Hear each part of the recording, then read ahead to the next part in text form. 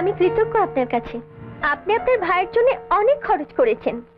সব হিসেব নিয়েছি আমি দিব্যর কাছ থেকে। দিব্যর হস্টেল খরচ, কলেজের ফিস, বই কেনা, মোট 25,800 টাকা। তার একটা ইন্টারেস্ট আছে, 10% করে ধরি 28,310 টাকা।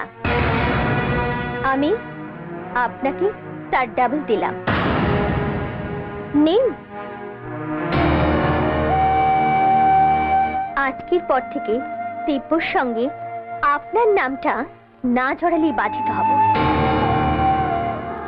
আমার স্বপ্ন বিক্রি হয়ে গেছে সীমা, 56,620 টাকা।